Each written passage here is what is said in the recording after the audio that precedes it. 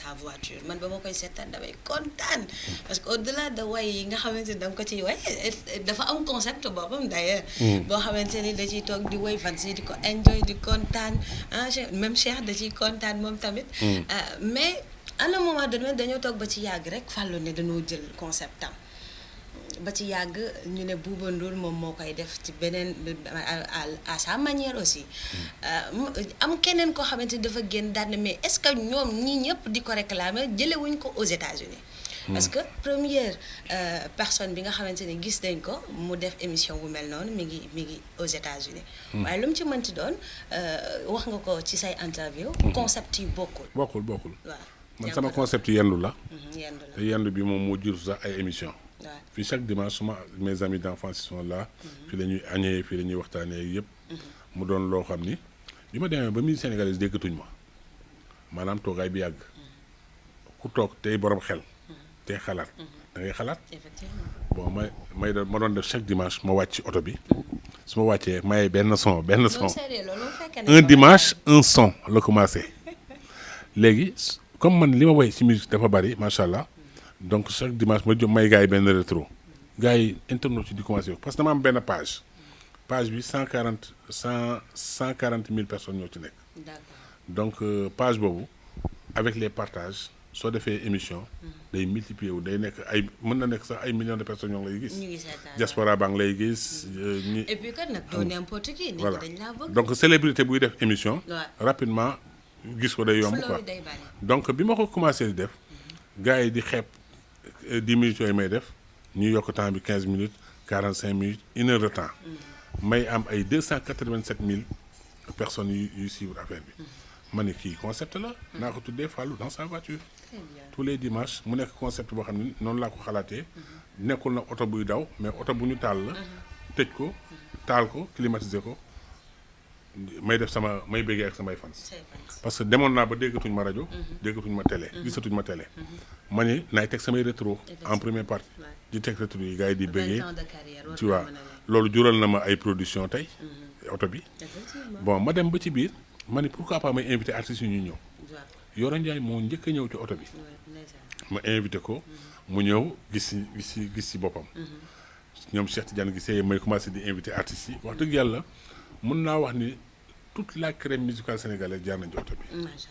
ay jàngkat bu dee partie moment wu gàmmu la wala màggal jàngkat yi dama leen di invité comme temps yi passé rek invité woon naa doomu sëñ Ablaye Niang bi mu ñëw ci avant màggal bi donc yu mel noonu concept bi ci loolu la juddoo donc man mënu ma jàpp ni sama concept ak seen concept benn la bi ñu demee tamit ba Bouba jël ko aussi dama ne indi woon na coow loo xamante ni c'est vrai que ñëw naa TFM présenté sama émission 2 fois foofu wax leen nii laa koy defee et je pense que su fekkoon ni waxtaanoon nañu amaana sax dinaa ko mën di def ci oto bi ak waa kii bi ensuite def beneen concept ak moom boo xamante ni dina permettre ñu même bu ñu koy bokk ñu bokk.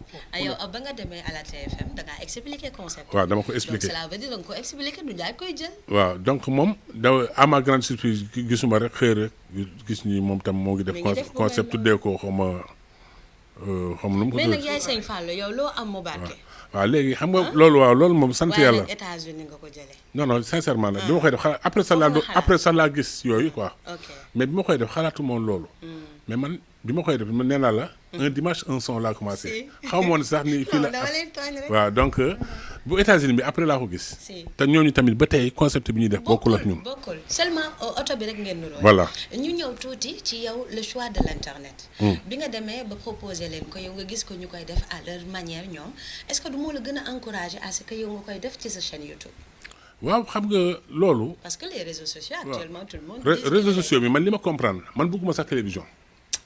sincèrement man la door mi buñ ma doon fay sax xam naa ni même bu ma defee commencé émission bi du ma 3 mois mu am baisse parce que télévision liggéey fa dafa metti maanaam ils sont pas constants télévision yi fii da ngay gis am na ñoo xam ni ay animateurs yu mag lañu mais dañuy chômer les samedis dañuy commencé benn concept bu rafet ñu def ko ñaari yoon ñetti yoon ñeenti yoon après mu taxaw ñu lâché tandis que nag man fii kenn du ma commandé. maay animateur bi déggoo ma de. maay maay journaliste bi. technicien bi. maay animateur bi. maay caméraman bi. maay réalisateur bi. moo tax war ngaa yor bu baax de boo laal ni. bi kii la iPhone la. xam naa iPhone 11 bi la. mooy waaw. moo tax set na wecc. waaw te du bii rek de. équipe la ma xam la. maanaam famille phone bi laa yore. moom. tablette phone déggoo ma iPhone 7. iPhone 10. ak iPhone 11 bi. bii mooy joxe wifi bii mooy filmer. bii moo nekk sama retour. pour may mën di gis internet yi leen kii donc mu doon loo xam ni. vraiment dama dem ba maîtriser ko. soo koy seetaan da ngay defee ni y a beaucoup de gens derrière moi. yu kii mais lépp man maa koy def. mais dañ la koy monter après. waaw non amul monté direct la. direct yëpp amul montage. direct laa koy def. d'accord yaa ngi dégg et puis ma comprendre que ni lu waay mënul boppam. sur le plan côté numérique en tant que artiste. di nga sonn. non xale yi dañ lay raw. xam la moo tax. tey génération bii fi nekk du rajo leen wane de. du télé leen wane de. xam lu leen wane. Instagram Facebook. xam leen wane. YouTube téléphone. digital. xale yi dañuy lëkkee ci digital bi. tey di nga gis am tuuti talent lakkal nit ñi ba nit ñi xam la. ñoo ngi ci TikTok bi. ñoo nga ca Instagram bi. ñoo ngi Facebook.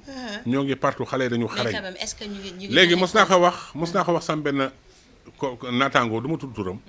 boo xamante ni musicien la comme man. di chanteur ñu bokk génération. ma ne ko. li amoon bu njëkk amatul. bu njëkk da nga daan toog en tant que chanteur ñu lay defal lépp. sa manager di doxi du soo xam ne li may wax. manager bay def lépp yow nga ñëw toog kaay joué rek nga ci am wala kaay dem tukki wala kaay def lii léegi nag dañ toll foo xamante ni loo def te communiqué loo sa bopp maanaam lu nit ñi dañ lay mënal nga mënal sa bopp tamit. ci wàllu maanaam foog nga jàng tuuti. pour comprendre ku ko mënul tam na nga wut ay xale. ay xale yoo xamante ni xale yu am jot lañu. nga leen di liggéeyloo ci sa communication. effectivement soo ko defulee nit ñi dañ lay fàtte. parce que léegi da ngay gis ku télé day nekk ci kër. salle ba ñëpp a toog ku nekk yor sa portable. téléphone moo gën a jege téléphone. waaw moo tax man la. émission bi may def. waaw demoon naa ba nit ñi di ma bëgg a fàtte. waaye su may toog 10 000 personnes di ma seetaan par semaine. waaw donc man sama réeruma ci biir. kii bi. waaw teel ngaa détecté sa bopp. voilà daal di wut une activité secondaire. voilà c'est ça que j'ai appris donc tout à l'heure. loolu nag ku ko ci deful suñu génération. waaw amaana tu es dépassé gars yi dañu lay fàtte. effectivement moo tax man ma ciy sant yàlla tey wax na gars yi yéen ñi nga xamante ni yéen ay paa yi ci musique uti leen ay booy ñu leen koy defal c'est important. alors je rappelle que maa ngi seen émission Makkaan baat ak tontu lañu jëloon sànq mu nekk lu am solo ma doon ci waxtaan ak ki nga xamante ni moom mooy Fallou Dieng nekk nag vraiment artiste musicien compositeur en même temps mais l'ambianceur de la musique sénégalaise ba tey nee na kenn attanul boobu titre ndax wax dëgg yàlla boobu ba léegi mi ngi ko téye ci bu rafet di encadrer ay nit mais aussi surtout di accompagner ñoo xamante ni ay artistes lañu comme moom Fallou dans sa voiture clock joué nañ ko teg nañ ko ne dañuy ñëw nag dugg ci li nga xamante ni mooy baat ak tontu émission Makkaan jomb du moins au lieu de baat ak tontu parce que jomb rubrique la boo xamante ni day permettre ki nga xamante ni moom la ñu invité tey au-delà de ni ñu koy gisee tout le temps devant les écrans ñu xam quelle est sa vraie personnalité derrière cette personne qui est toujours devant les écrans moom bonne personnalité la am ak lan lay jombale boppam kon bu baaxee damay ànd ak Jili ak sama xarit bi ñu dem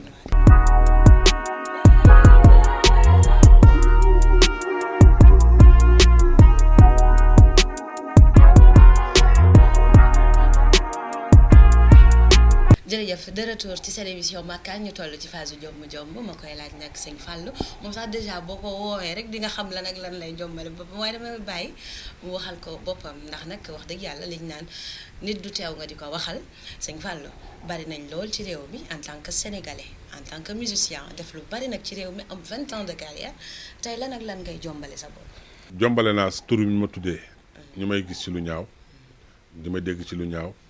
di ma dégg ci loo xamante ni naka lu correspondre ak tur bi la. donc moo tax man la. loolu lu ma ci mën dama yàlla rek mooy nga xam ne mooy sàmm nag. maa ngi ñaan yàlla mu dolli ma sutura. ndax gaa ñi dañ maa rus ngir tur bi.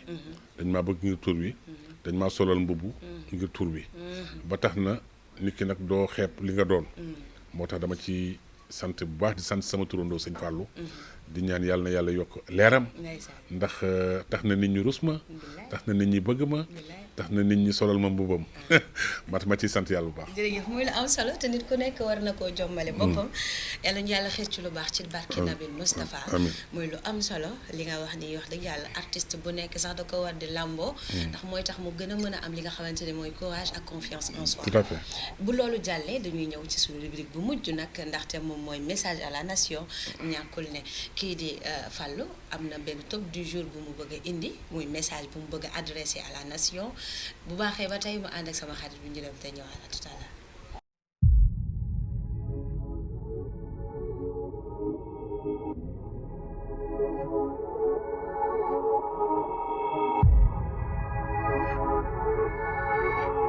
bokk na ci rubrique bi mujj te ku nekk dañ ko koy laajte ndax ku ñëw ku nekk ci àdduna rek am na lu la neex am na lu la naqari am na loo bëgg di jàllale toujours ci say message sëñ Fallou tey bu ma la ko doon laaj ban lay doon. déjà li may njëkk a ñaan rek mooy yàlla na feebar bi dañ ci àdduna bi. coronavirus waaw ndax dafa am blocage bu am ci àdduna bi. tout à fait te Sénégal mu jeex fi. te jeexul bitim réew. ba tey ñoo ngi ci blocage. bien sûr yàlla na ko fi yàlla na ànd ak 2020 bi dem. amiin waay ba nit ñi mën a delluwaat ci seen activités yi. amiin kantaa réewum Sénégal yàlla nañu jeexal at mi ci jàmm. amiin et puis muy ci wàllu politique ak lépp lu ñu war a wax. 4 ans dafa bari Macky moo ngi doog a toog ba def 1 an. 4 ans dafa bari pour nit ñi toog di commencer di opposer. loolu jëmewu réew mi kanam. d'accord damay wax ni. il faut que nit ñi ànd ak seen sago ànd liggéey bi mooy nit ki mën nga nekk opposant mais bu liggéey jotee ngeen liggéey bu moment wu opposé jotee ngeen opposé waaw et puis dans la diplomatie que ñu xam ni kàddu yi ñaaw yi fi am diggante ci biir at mi ñu koy dégg rafetul ci xale yi nga xamante ni ñoo war a yor réew mi ëllëg ndax jeunesse dafay basé wu toujours ci li nga xamante ni mooy li fi mag ñi bàyyi ak li ñuy gis dama bëgg nag ñuy rafetal kàddu yi rafetal nekkin yi rafetal tamit doléance yi doléance du càgg na dafa war a agressif mais ci kaw njëkk ak teranga ñu koy def ndax valeurs yi nga xamante ni moom la ñu xamee Sénégal valeurs yi fi maam yi bàyyi woon yooyu la ñu war a maintenir pour mu refléter ak sunu bopp ñun mu refléter sunu réew loolu la war a refléter dañ ne pays de la teranga la na valeurs yi nañu gën a gëstu ci valeurs yooyu te génne lépp loo xamante ni dafa négatif saaga yeeg xastante yeeg weerante beeg ainsi de suite yooyu waaw voilà loolu dafa vraiment ku ci làqatu ci gannaaw clavier itam di wax lu ñaaw na nga ko bàyyi ndax ñoo ngi tooñ kilifa yi ñoo ngi tooñ célébrité yi ñoo ngi wax yu ñaaw ci internet bi te yooyu mën na ñàkk daal man daal vraiment loolu moo doon sama message boo xamante ni je tenais ça à cœur que nañu defaraat toogaay yi quoi Sénégal jëm kanam.